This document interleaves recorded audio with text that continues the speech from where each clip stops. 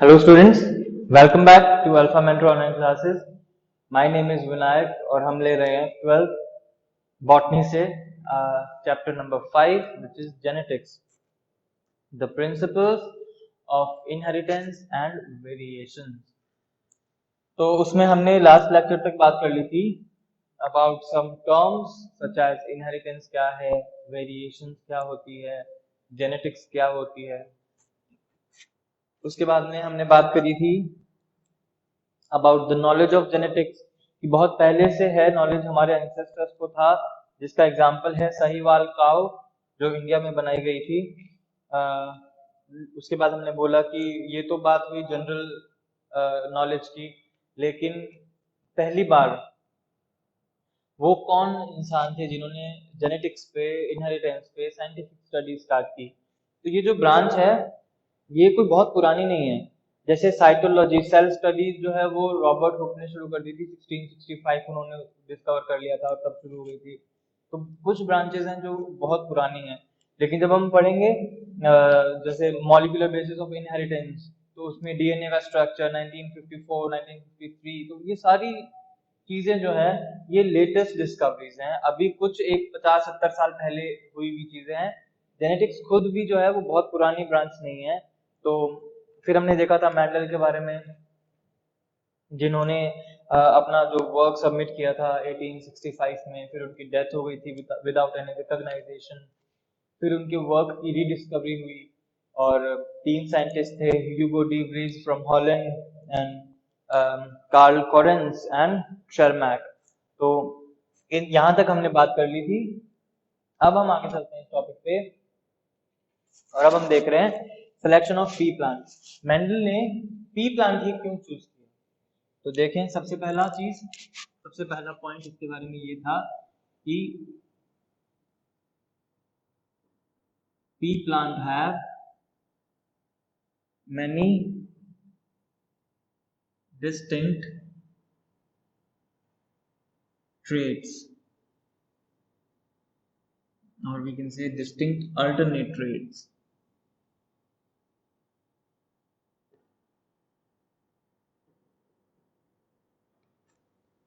और varieties. तो मटर का जो पौधा था, पी प्लांट जो था, उसके अंदर बहुत सारे डिस्टिंक्ट यानी दो अलग अलग अल्टरनेट ट्रेड्स हमको देखने को मिलते हैं. अब आप बोलोगे कि सर आपने बता तो दिया डेफिनेशन, हमें तो पता ही नहीं ट्रेड क्या होते हैं, हमें पता नहीं वैरायटी क्या होती है. इसका हम कंफ्यूजन जो है वो यहाँ पे क्लियर करते हैं. हम बोलते हैं कि कैरेक्टर, कैरेक्टर क्या होता है. देखो, आपने कोई पौधा देखा है ना. हम कई बार बोलते हैं ना कि इंसानों की अगर हम बात करते हैं, जैसे हम बोलते हैं कि अरे वो मेरा दोस्त है, उसको देखा तो ना, वो लंबा सा, गोरा सा, ऐसा कई बार हम कहते हैं, मोटा सा, पतला सा. तो ये क्या है? ये फीचर्स हैं जिनको हम ऑब्जर्व करते हैं, उनके बेसिस पे हम उन्हें आइडेंटिफाई करते हैं. किसी भी एक इंडिविजुअल का, मान लो मैंने बोला मेरा दोस्त है वो बहुत लंबा सा है, तो वो जो लंबापन है उसका, वो क्या है? एक कैरेक्टर. वो लंबापन क्या है? एक उसका ये फीचर है जिसको हम क्या बोलते हैं? कैरेक्टर, लंबाई. अब इसमें लंबाई में दो ऑप्शन हो सकते हैं, या तो मेरा दोस्त लंबा हो सकता है या फिर मेरा दोस्त बौना हो सकता है. इट कैन बी टॉल और इट कैन बी शॉर्ट और ड्वार्फ, राइट. तो कैरेक्टर क्या होता है? हमने कोई भी पौधा देखा, मैंने एक पौधा देखा, उसके ऊपर सफेद रंग के फूल थे, तो फूलों का रंग क्या है? एक उसका कैरेक्टर. अब मैं बोलूंगा इस फूल का रंग एक पौधे में तो सफेद दिख रहा है, एक पौधे में गुलाबी दिख रहा है. तो सफेद और गुलाबी ये क्या हो गए? ट्रेट्स. क्लियर है? तो किसी भी इंडिविजुअल का, किसी भी एक ऑर्गेनिज्म का जो फीचर है, उसका जो खास फीचर है, वो क्या हो गया? उसका कैरेक्टर. तो कैरेक्टर की डेफिनेशन क्या हुई? The feature of an individual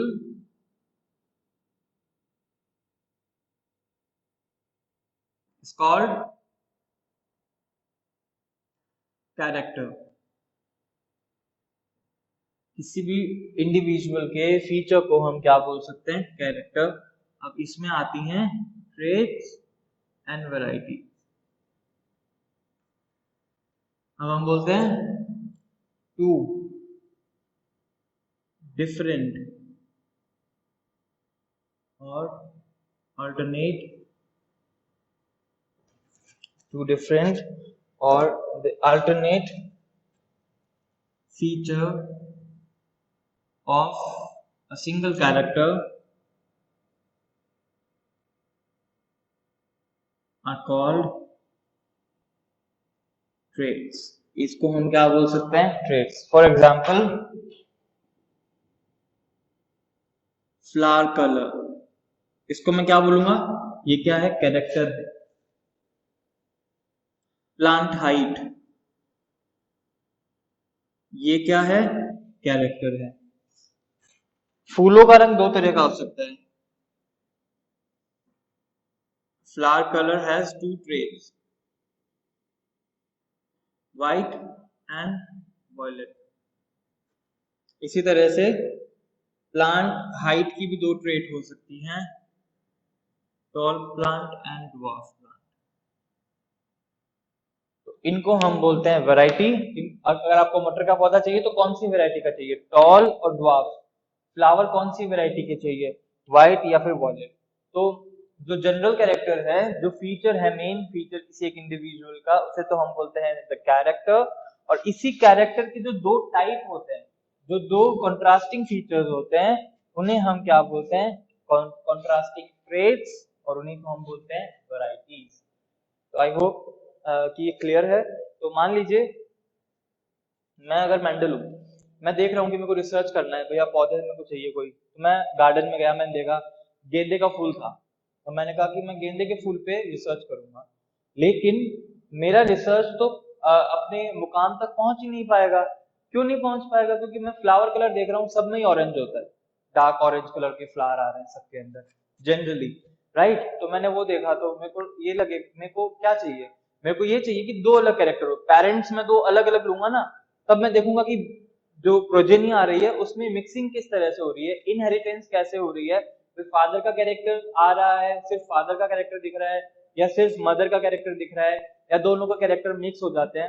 तो इसको पहचानने के लिए हमें क्या चाहिए कि जो मदर है और जो फादर है, इन दोनों का कैरेक्टर अलग अलग हो. अगर दोनों ही सेम कैरेक्टर के होंगे तो हाउ विल यू आइडेंटिफाई कि प्रोजेनी के अंदर किसका कैरेक्टर आया है? समझ में आई आपको बात? तो यहाँ पे हमने, मेंडल ने क्या किया, उन्होंने पी प्लांट को इसलिए चूज किया क्योंकि उन्होंने जब देखा पी प्लांट को तो उनको लगा कि यार इसमें एक तो बहुत लंबा पौधा हो जाता है 6 से 7 फीट का, इसी में एक वैरायटी ऐसी भी है जो बहुत ड्वार्फ रह जाती है. तो उसने सोचा टॉल और ड्वार्फ में क्रॉस करवाएंगे तो देखते हैं कि जो प्रोजेनी आती है अगली जनरेशन में वो कैसी आती है. इसी तरह उन्होंने देखा कि जो सीड कलर है वो भी दो टाइप का है, उसमें ग्रीन है, येलो है. तो दो तरह के सीड आते हैं उसके अंदर. जो उसकी फली बनती है पोड, वो भी दो तरीके की बनती है, उसमें भी एक येलो है और एक ग्रीन है. और जो पोड की शेप है वो भी अलग अलग है. उसने देखा फ्लावर भी जो है पी प्लांट में दो अलग तरीके के आते हैं, एक में वॉयलेट आता है, एक में व्हाइट आता है. समझ रहे हैं इस बात को? तो इस तरीके से आसानी से देख करके हम पहचान सकते हैं.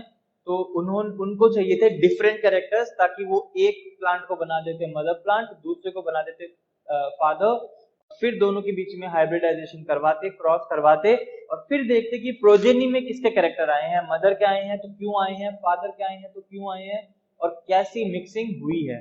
तो ये उनका कंसेप्ट था जो उन्होंने करना था, इसीलिए उन्होंने पी प्लांट को चूज किया था. Second reason,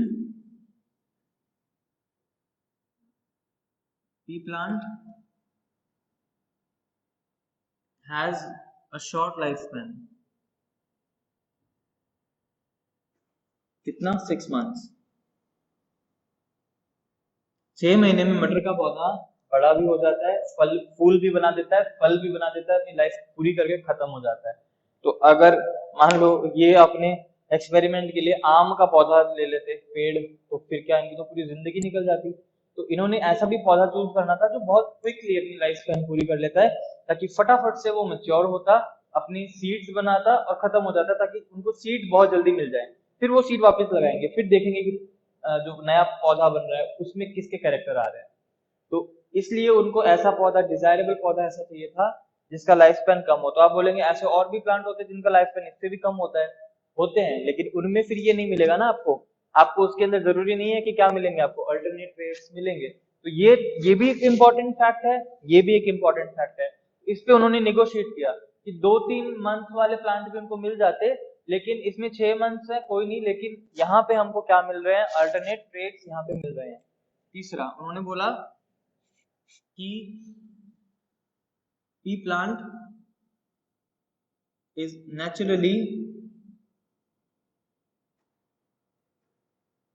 self pollinated। देखो, क्रॉस पॉलिनेशन अगर करवाना होता है ना तो आसान रहता है। क्रॉस पॉलिनेशन हम अब एक प्लांट को लेकर के उसके स्टेमन काट देंगे तो वो फीमेल प्लांट में कन्वर्ट हो गया। उधर दूसरी तरफ से मेल प्लांट से हम पॉलन ग्रेन लेके आए, उसको उस पे हमने पोर कर दिया। तो ये जो हमने बात की थी आर्टिफिशियल हाइब्रिडाइजेशन के बारे में in chapter number 2 sexual reproduction and flowering plants में, वही चीज यहाँ पे। यानी आपको अगर हाइब्रिडाइजेशन करवाना है, क्रॉस करवाना है, तो वो आसानी से हो सकता है, आप करवा सकते हो उसको। लेकिन आपको अगर सेल्फ करवाना है तो उसके लिए आपको उसको कवर करना पड़ेगा। फ्लावर को आप ये चाहोगे कि बाहर से कोई भी तीसरा ना आए, और फिर उसमें कोई श्योरिटी नहीं है कि फर्टिलाइजेशन हो ही जाएगा। तो यहाँ पे ये अच्छी बात थी कि आर्टिफिशियली अगर हमने करवाना है तो वो आसानी से करवा सकते हैं। लेकिन ये जो पी प्लांट है ये नेचुरली कैसा होता है, सेल्फ पॉलिनेटेड, कवर्ड रहता है ये, तो बाहर से आ नहीं पाते दूसरे पॉलन ग्रेन। और नेचुरली अगर आप पी प्लांट को छोड़ देंगे तो वो कैसा रहेगा, सेल्फ पॉलिनेटेड, और साथ में ही आर्टिफिशियल हाइब्रिडाइजेशन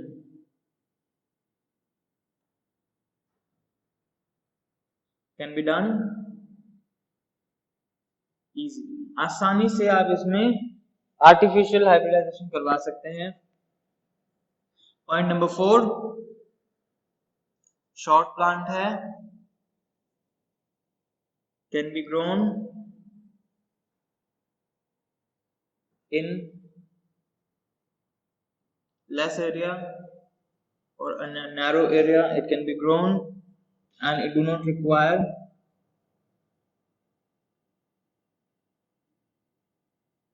extensive care। अब बहुत ज्यादा इसको फर्टिलाइजर देने की, खाद वाद देने की कोई जरूरत ही नहीं है। आसानी से ये क्या करते हैं, ग्रो कर जाते हैं कहीं पे, ज्यादा इनको जिनका ध्यान रखने की जरूरत हमें नहीं पड़ती है। और दूसरी बात ये कि जैसा कि बैकयार्ड था मेंडल का, जो चर्च जहाँ पे वो काम करते थे उसके पीछे उनको ग्रो करना था, तो वहां पे आसानी से ग्रो हो गया। इसमें एक और पॉइंट है जो हम ऐड करना चाहेंगे यहाँ पे, कि पी प्लांट की खास बात ये भी थी कि एक बार क्रॉस होने पर it produces large number of seeds.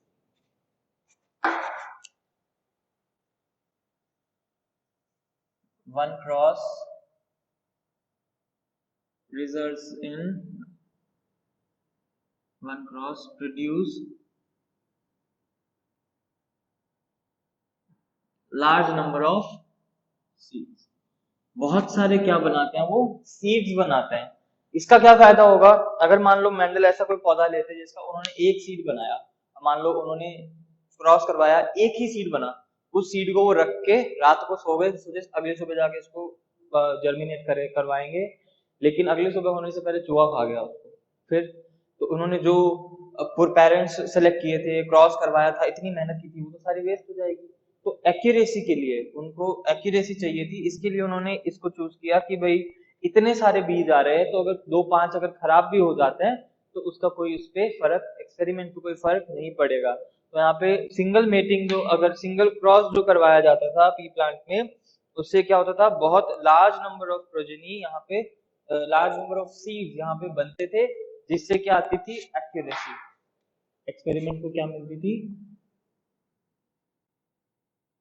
Accuracy.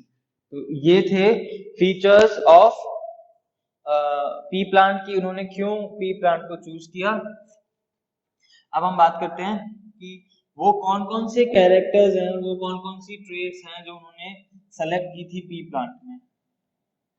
तो उसका वजह क्या था वो हम देखते हैं, और क्या क्या कैरेक्टर्स थे वो हम देखते हैं। Earlier to pea plant,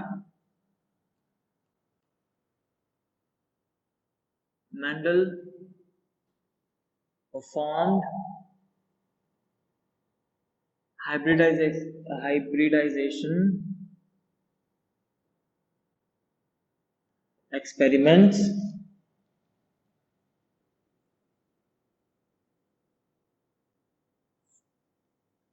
in some other plants. Mendel ने दूसरे प्लांट्स भी लिए थे उन पर, लेकिन रिजल्ट नहीं मिला, पर उन्होंने हार नहीं मानी, वो इसी को करते गए, इसी काम को आगे बढ़ाते गए। अर्लियर टू मैंडल दो साइंटिस्ट है जिनका नाम है नाइट एंड गॉस। इन्होंने भी एक्सपेरिमेंट्स किए थे दो प्लांट से जिनका नाम है लबलब एंड हॉकवीड। इन पे एक्सपेरिमेंट किए थे इन्होंने। मैंडल ने भी लबलब पे एक्सपेरिमेंट किया था, लेकिन इनको इन प्लांट्स में रिजल्ट नहीं मिले थे, जो डिजायर्ड रिजल्ट इनको चाहिए थे वो यहाँ पे नहीं मिल पाए थे। इन दोनों ने तो एक्सपेरिमेंट्स आगे छोड़ दिए। मैंडल ने हार नहीं मानी, इस पे एक्सपेरिमेंट करने के बाद वो किस पे आ गए, पी प्लांट पे आ गए। Mendel selected 34 traits. कितने ट्रेड चूज किए उन्होंने? 34। फिर सोचा यार इतनी सारी ट्रेड्स को अगर करूंगा मैं स्टडी, इतने थाउजेंड्स ऑफ सीड्स मेरे पास आएंगे, तो उनको कहाँ मैं ले जा करके और किस तरह से मैं उसको रखूंगा, किस तरीके से मैं रिकॉर्ड रखूंगा, ये सब कुछ प्रॉब्लम हुआ उनको, तो उन्होंने इसको कैंसिल किया क्योंकि 34 बहुत ज्यादा है। फिर वो अल्टीमेटली उन्होंने शिफ्ट किया 21 ट्रेड्स। फिर ये भी उनको ज्यादा लगे, इनको भी उन्होंने रोक दिया। फिर तीसरी बार उन्होंने 14 ट्रेड्स चूज किए। अगर कैरेक्टर लिखूंगा तो क्या लिखूंगा बताओ? कैरेक्टर्स कितने देखे होंगे उन्होंने? 7 कैरेक्टर्स उन्होंने चूज किए और 7 पेयर्स ऑफ ट्रेड्स। 7 पेयर का मतलब हो गया कितना? 14।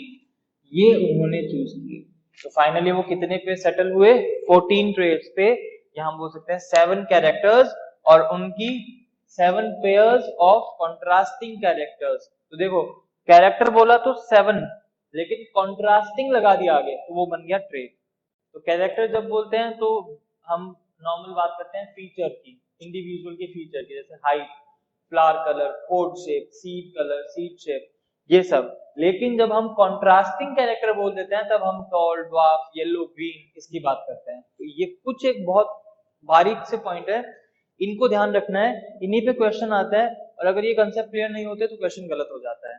तो आया समझ में? कैरेक्टर बोल रहे हैं तो 7, लेकिन कॉन्ट्रास्टिंग कैरेक्टर बोल देंगे तो 14, ट्रेड्स भी बोल देंगे तो हम कितना बोलेंगे? 14, वैरायटी भी बोल देंगे तो हम कितना बोलेंगे? 14। तो ये उन्होंने लिया और इससे वो आगे बढ़े। तो अब वो क्या क्या थे कैरेक्टर्स?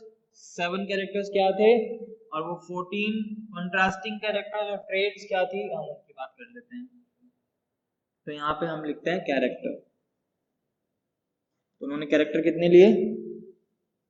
1 2 3 4 5 6 एंड 7। आई होप कि दिख रहा हो सबको। थोड़ा चलो ऊपर ही लिख देते हैं, बहुत नीचे हो गया।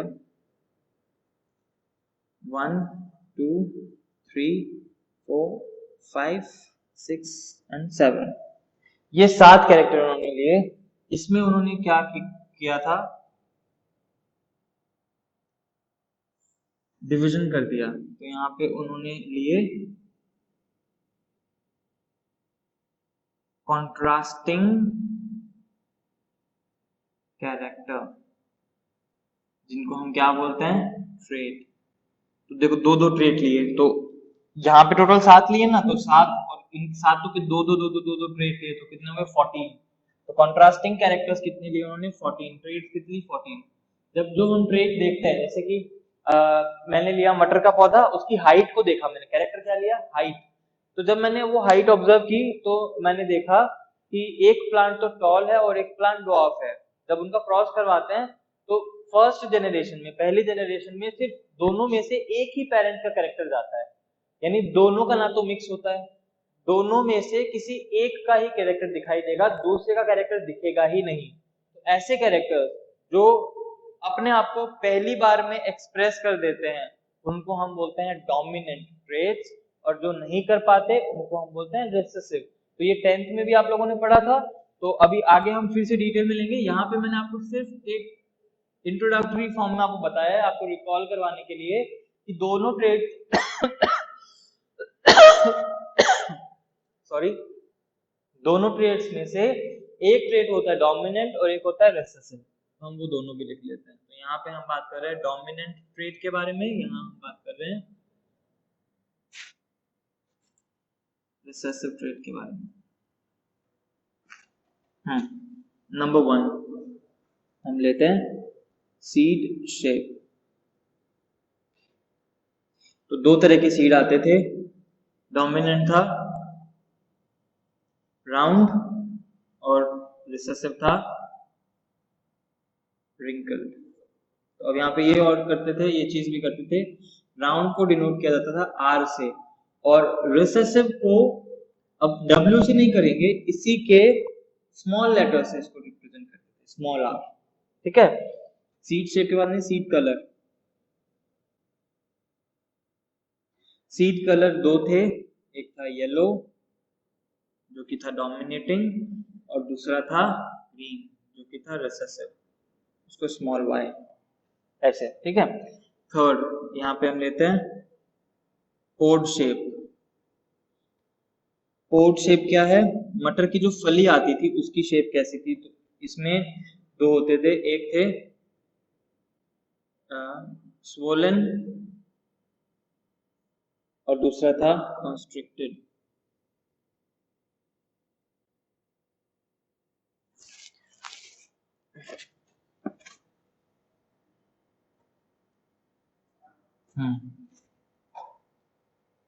तो इसको सोलन बोल सकते हैं, या फिर इसको फुल बोल सकते हैं, या फिर इसको इन्फ्लेटेड भी बोल सकते हैं।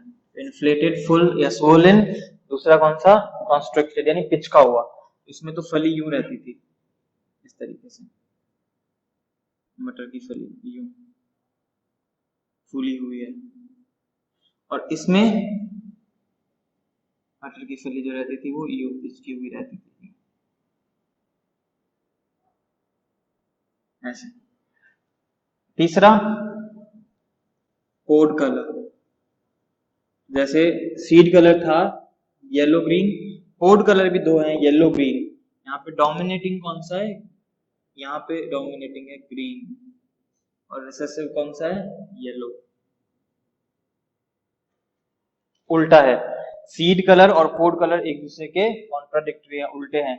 सीड कलर डोमिनेट है येलो और रिसेसिव है ग्रीन, लेकिन कोड कलर जो डोमिनेटिंग है वो है ग्रीन और जो रिसेसिव है वो है येलो। नंबर 5 लेते हैं फ्लावर कलर। दो है, एक है वॉयलेट और दूसरा है वॉयलेट और ये वाइट। तो एक बैंगनी रंग का फूल आएगा और दूसरे में आएगा वाइट रंग का। नेक्स्ट है फ्लावर पोजीशन। फ्लावर किसे कैसे लगेंगे? तो फ्लावर पोजीशन का मतलब क्या है यहाँ पे कि जो फ्लावर है वो टर्मिनल, एक तो एक्साइल है जो कि लगता है एक्सिस में, और दूसरा है टर्मिनल जो लगता है कहाँ पे?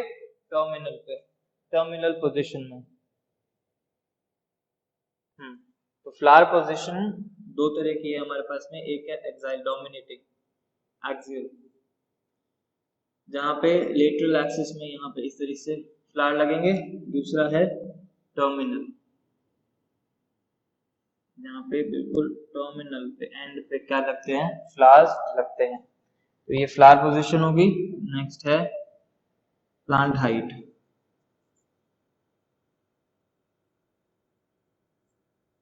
एक है टॉल, कैपिटल टी से इसको डिनोट करते हैं, और एक है ड्वार्फ, इसे स्मॉल टी से डिनोट करते हैं। तो ये थे 7 characters and the 14 contrasting characters or the traits or the varieties जो मेंडल ने सेलेक्ट किए थे for his experiment.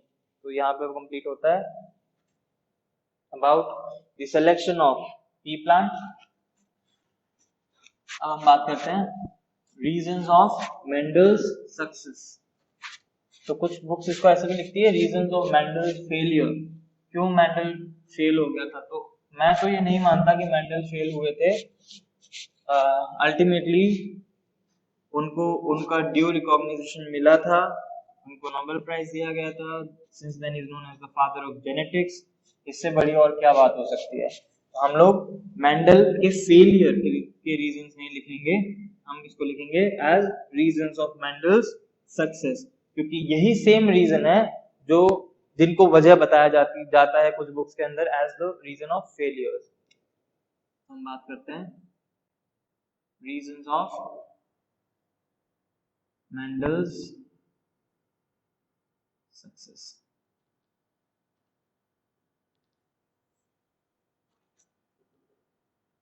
Number 1, use of mathematical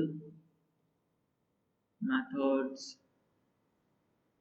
इन्होंने क्या किया था, मैथमेटिकल मेथड्स यूज किए थे, अपना स्टैटिकल मेथड्स जो थी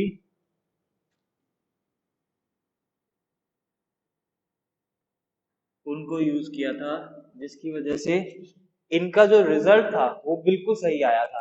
तो इनको पता था कि किस तरीके से इतने बड़े बड़े रेशियो निकालने हैं, इनको पता था कि किस तरीके से जो क्रॉस करवाते थे उनको थ्योरेटिकल फॉर्म में किस तरीके से लिखना है, तो वो इनको आता था। उस वजह से इनके रिजल्ट्स एक्यूरेट रहे और इसको बहुत बड़ा रीजन माना जाता है मेंडल सक्सेस के लिए।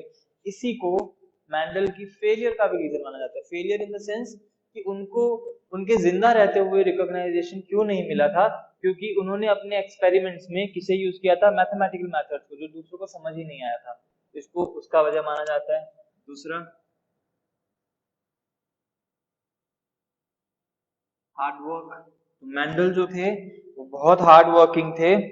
वो क्या करते थे, हर एक जनरेशन में एक्यूरेट रिजल्ट्स जो थे उनको नोट करते थे। तो ही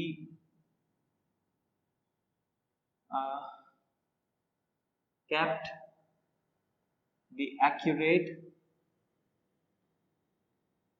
results of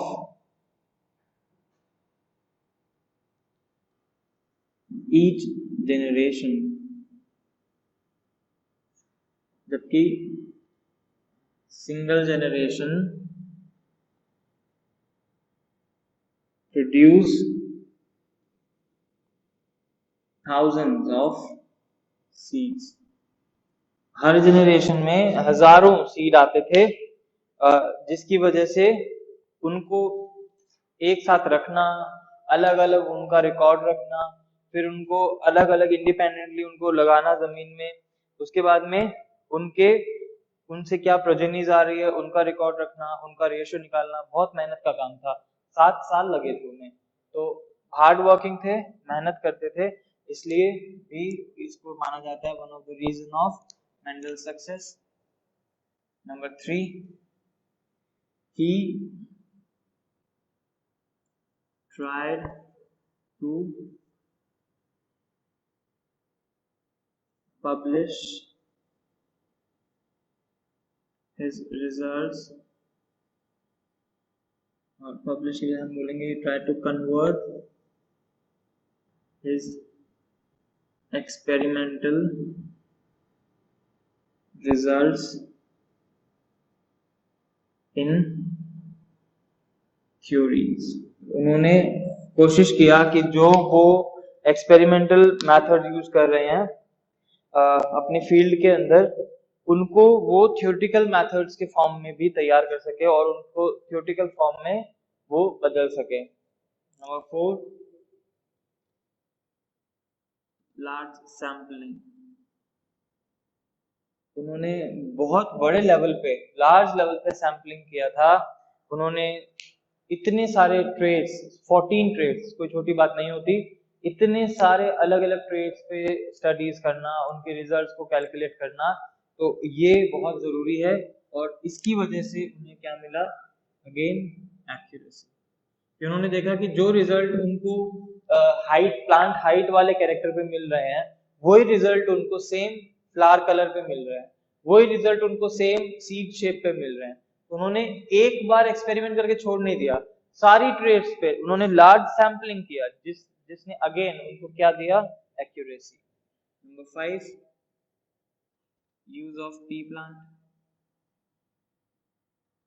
ये भी उनकी एक सक्सेस का रीजन माना जाता है कि भाई पी प्लांट जो है लकीली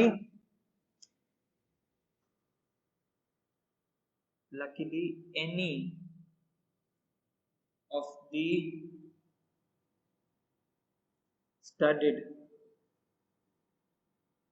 characters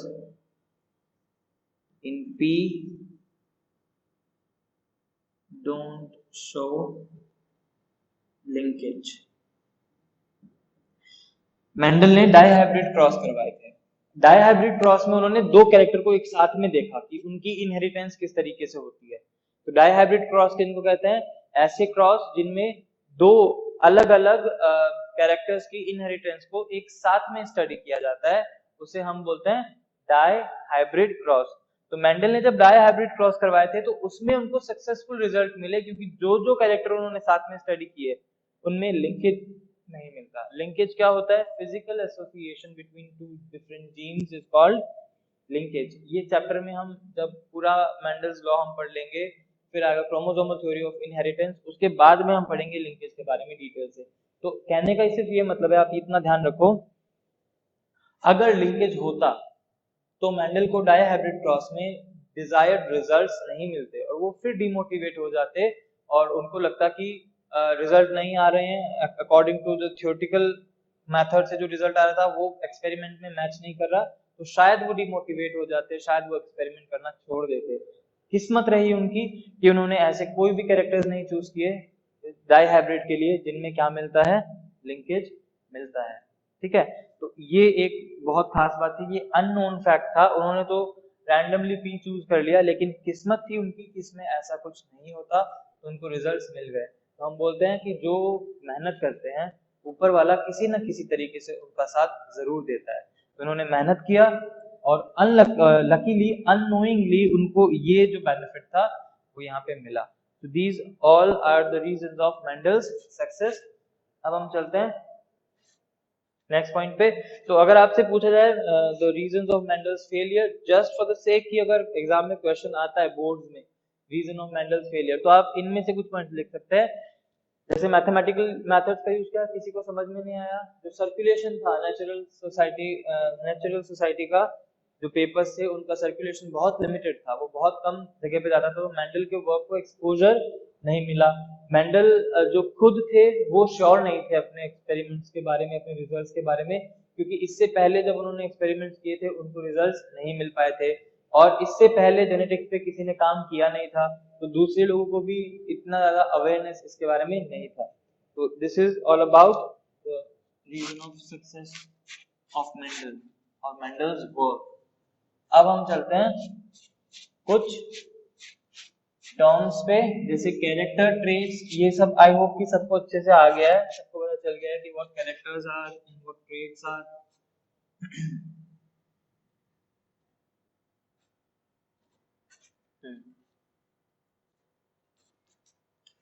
अब जो है कुछ टर्म्स हम देख लेते हैं। Pure line,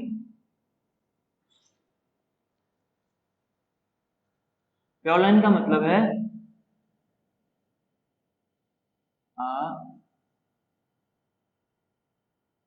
pea plants which were self-pollinated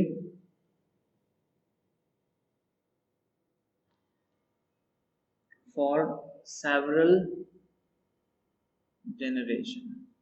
अभी मैंने आपको बताया था ना, मेंडल ने कौन से प्लांट लिए थे, प्योर लाइन्स लिए थे, उन्होंने प्योर प्लांट्स लिए थे। प्योर प्लांट का मतलब क्या है मटर का ये पौधा है टॉल, तो इसका ये तो फिनोटाइप फीचर है जो बाहर से दिख रहा है, इसके अंदर जीन कौन से हो सकते हैं, दो कंडीशन हो सकती है, ये वाली या फिर ये वाली। अगर ऐसा जीनोटाइप रहता है तो भी ये टॉल होगा, अगर ऐसा जीनोटाइप रहता है तो भी ये टॉल होगा। ये प्योर टॉल है, ये इम्प्योर टॉल है। तो उसने क्या लिए थे, प्योर लाइन्स लिए थे, ऐसे प्लांट लिए थे जो होमोजाइगस कंडीशन शो करते हैं। तो प्योर लाइन्स को क्या बोल सकते हैं, दे show homozygous condition. Homozygous condition क्या होती है, तो इसको अभी हम पहले प्योर लाइन देख लेते हैं, उसके बाद में इसकी बात करेंगे। तो जो प्योर लाइन टर्म है ये दिया था, टर्म गिवन बाय जॉनसन, इन्होंने दिया था, जॉनसन ने 1905 में इन्होंने टर्म दिया था प्योर लाइन।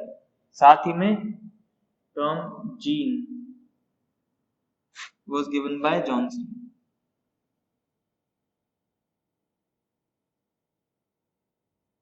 दो टर्म्स हैं, प्योर लाइन एंड जीन, ये किन्होंने दिए थे, जॉनसन ने।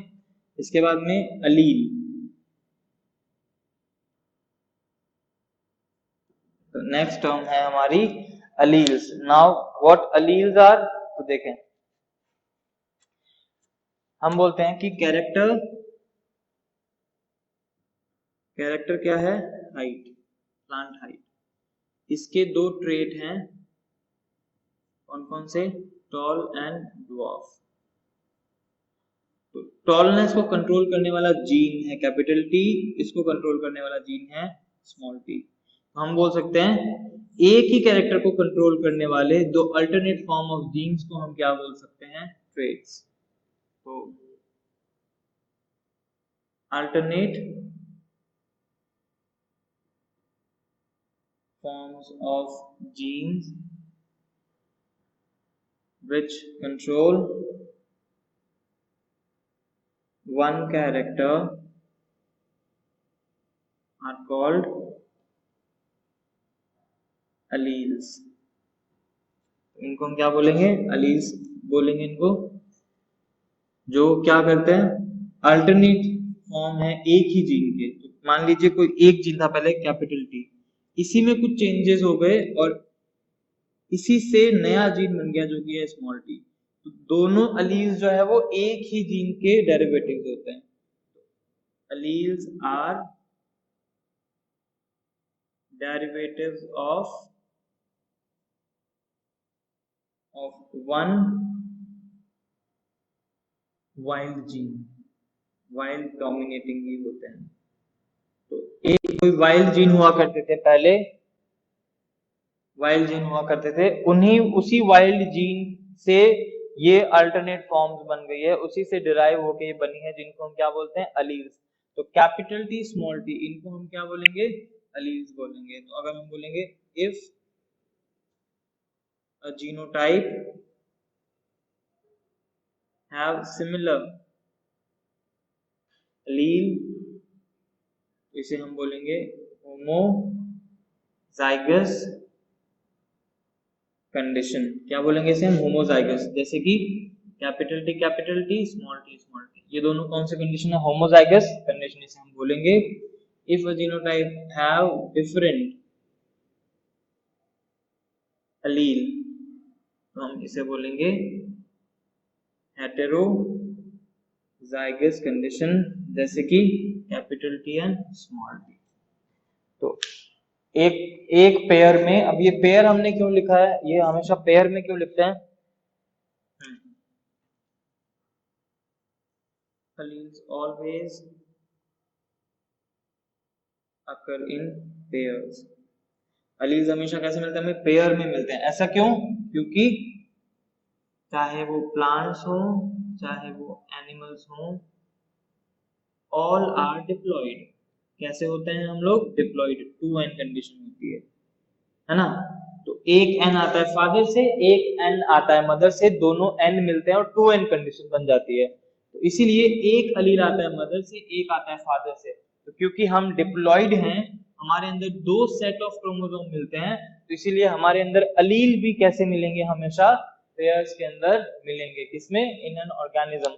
तो allele always occur in a pair in an organism, क्योंकि ऑर्गेनिजम्स, चाहे हम हायर प्लांट्स की बात करें चाहे एनिमल्स की, सारे कैसे होते हैं, diploid, and we have 2 sets of chromosome, तो इसलिए इन्हें हमेशा कैसे लिखा जाता है, पेयर्स में। तो these are the some facts जो आपको ध्यान रखना है। एक और चीज हमको यहाँ पे ध्यान रखनी है, from allele was given by Maxon and term genetics was also given by Maxon। तो ये कुछ पॉइंट्स हैं, फैक्ट्स हैं जो आपको याद रखना है। अब नेक्स्ट क्लास में हम बात करेंगे अबाउट मोनोहाइब्रिड क्रॉस।